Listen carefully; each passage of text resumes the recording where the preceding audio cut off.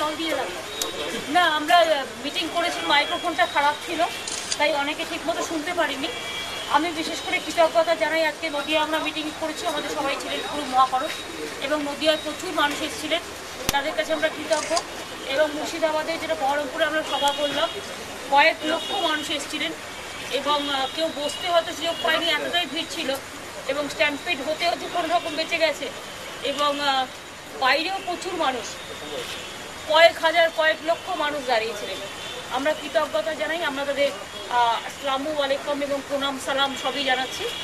এইসব জেলা খুব সেন্সিটিভ জেলা, বিশেষ করে বর্ডার এরিয়া আছে, এখানে অনেকগুলো সামাজিক প্রবলেম আছে এবং সেই সামাজিক প্রবলেম যেগুলো আছে, তাছাড়া কিছু অর্থনৈতিক প্রবলেম আছে।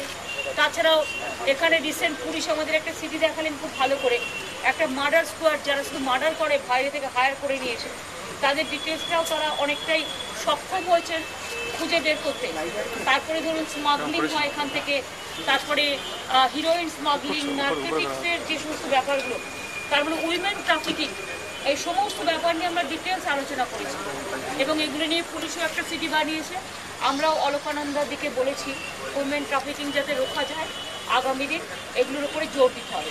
এবং মুর্শিদাবাদ জেলা বিশেষ করে যেহেতু বর্ডার জেলা এবং প্রবলেম তো কিছু আছে, যেটা হচ্ছে বর্ডার জেলা বলেই কিছু প্রবলেম আছে।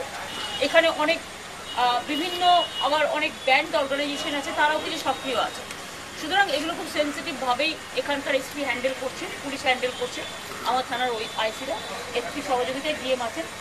আমরা আরও বেশি করে অ্যাক্টিভ হওয়ার জন্য আমরা তাদের বলে গেলাম এবং যে সিডিটা তারা আমাদের দেখিয়েছে তাতে আমাদের অনেক চোখ খুলে গেছে। অনেকগুলো সাবজেক্ট একসাথে টুগেদার করে দেখিয়েছে, যে ক্যাটাল স্মাগলিং, তারপরে যে টাকা, নকল টাকা কীভাবে নিয়ে আসে, তারপরে ধরুন এই যে ড্রাগস কী করে অন্য জায়গায়, সেই ড্রাগসগুলো করে গেল, ড্রাগস কী করে অন্য জায়গায় বাইরে বাংলাদেশ থেকে শুরু করে বিভিন্ন জায়গায় নিয়ে গিয়ে বিক্রি হয়, সেগুলো অনেকটা কমিয়ে এনেছে এবং ওনারা অনেকটা এগুলো কমিয়ে এনেছে, সেটা ভালো।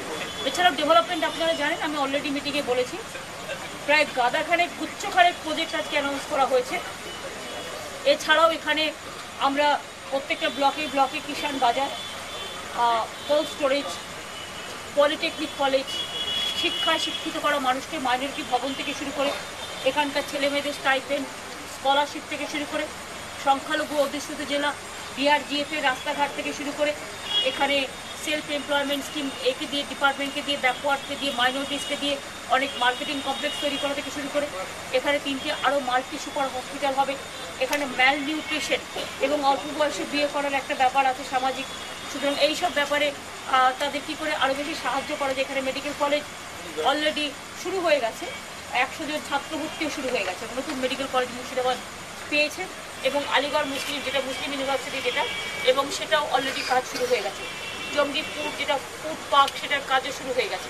এরকম প্রচুর কাজ মুর্শিদাবাদ জেলায় ঢেলে দেওয়া হয়েছে, সেই কাজগুলো মনিটরিং করে যাতে ডিএম, বিডিও, এসপি, ডিএসপি সবাই মিলে, এসডিও সবাই যাতে, এবং যারা হেড অফ দ্য ডিপার্টমেন্ট আছে লাইনে, সবাই একসাথে কাজ করতে পারে সেদিকে নজর দেবে। আমরা এখান থেকে আজকে অ্যাডমিনিস্ট্রেশনে টোটাল মিটিং করে আমরা চলে যাচ্ছি মালদার দিকে। মালদা হয়তো যেতে আমাদের 2.5-3 ঘন্টা টাইম লাগবে, তার বেশি তো কম নয়।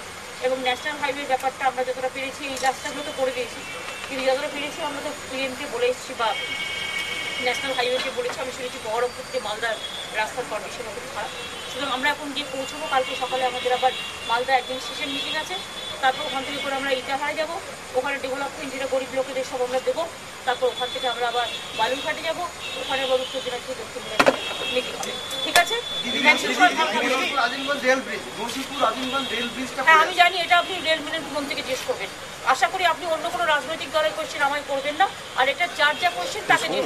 I am not the railway minister, you ask a separate press conference railway minister. আমি জানি কেন করছেন। আমাকে দেখুন, আমি কিন্তু রাজনীতির একটি কথা বলিনি, আর আমাকে মুখ খোলাবেন না, ঠিক আছে?